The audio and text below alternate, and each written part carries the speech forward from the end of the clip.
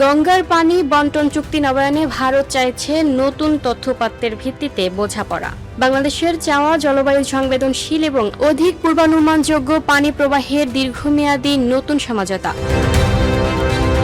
পানি সম্পদ মন্ত্রী শহীদ উদ্দিন চৌধুরী এনি বলেছেন, চুক্তি নবায়নে আশাবাদী ঢাকা। প্রস্তুতির অংশ হিসেবে আগামী আগস্ট-সেপ্টেম্বর মাসের মধ্যেই মন্ত্রী পর্যায়ের যৌথ নদী কমিশন বৈঠকের সম্ভাবনা রয়েছে। 3 দশকের পুরনো গঙ্গা পানি বন্টন চুক্তির মেয়াদ শেষ হতে চলেছে চলতি বছরের ডিসেম্বরে। 1996 সালে স্বাক্ষর করা এই চুক্তির নবায়নকে ঘিরে ঢাকা দিল্লির রাজনৈতিক কূটনৈতিক আলোচনা এখন তুঙ্গে। দুদেশের জেআরসি আলোচনার কেন্দ্রবিন্দুতে থাকলেও নতুন চুক্তির শর্ত, পানির নিশ্চয়তা এবং মেয়াদকাল নিয়ে এখনো রয়েছে অনিশ্চয়তা। চলতি মাসে ভারতের পররাষ্ট্র সচিব বিক্রম মিস্ত্রি দিল্লিতে বাংলাদেশি কূটনীতিক ও সাংবাদিকদের সঙ্গে আনুষ্ঠানিক আলাপচারিতায় গঙ্গা চুক্তির নবায়ন প্রশ্নে জানিয়েছিলেন, ভারত ও বাংলাদেশের মধ্যে বিদ্যমান যৌথ নদী কমিশন এবং কারিগরি আলোচনার পথেই অভিন্ন নদীর বিষয়গুলোর সমাধান খুঁজে নেওয়া হবে। দেশটির গবেষণা প্রতিষ্ঠান ন্যাটস্টার্টের আহ্বায়ক এবং বাংলাদেশে ভারতের সাবেক হাই কমিশনার পঙ্কজ শরণ মনে করেন, নতুন তথ্যপত্রকে সামনে রেখে চুক্তির নবায়ন প্রয়োজন।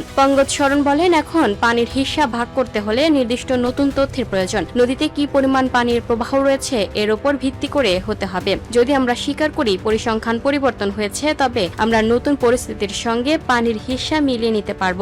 বর্তমান চুক্তিতে শুল্ক মৌসুমে বাংলাদেশের ন্যূনতম হিসাব 35,000 কিউসেক পানি। চুক্তি নবায়নে সেটি বাড়িয়ে 40,000 কিউসেক নিশ্চিত করার পরামর্শ ঢাকার বিশেষজ্ঞদের। একই সঙ্গে চুক্তিতে গ্যারান্টি ক্লোজ যুক্ত করারও পরামর্শ তাদের। সাবেক রাষ্ট্রদূত হুমায়ুন কবির বলেন, 1996 সালের জুলাই থেকে শুরু করেছিলাম। 2011 সালে দুই দেশের মধ্যে একটি ফ্রেমওয়ার্ক এগ্রিমেন্ট হয়েছিল। এগুলো নিয়ে চিন্তা ভাবনা করা দরকার। সম্প্রতি ঢাকায় অনুষ্ঠিত হয়েছে বাংলাদেশ ভারত জেআরসির কারিগরি কমিটির বৈঠক। আগামী আগস্ট-সেপ্টেম্বরে হতে পারে দুদেশের মন্ত্রী পর্যায়ের জেআরসি বৈঠক। গঙ্গা চুক্তি নবায়নে আশাবাদী পানি সম্পদ মন্ত্রী জানান, সেই লক্ষ্য গঠন করা হয়েছে কারিগরি ও বিশেষজ্ঞ কমিটি। তিনি বলেন, আগস্ট বা সেপ্টেম্বরের ভেতরেই চেষ্টা করা হবে। আমরা খুব আশাবাদী আরেকটা নতুন চুক্তি হবে। সেই চুক্তির মধ্য দিয়ে বিগত 30 বছরের ধারাবাহিকতা রক্ষা হবে বলে আশা করি। এই চুক্তি নবায়নের ওপর শুধু বাংলাদেশ ভারত নয়, দক্ষিণ এশিয়ার পানি নিরাপত্তা, কৃষি, পরিবেশ এবং আঞ্চলিক স্থিতিশীলতা নির্ভর করছে।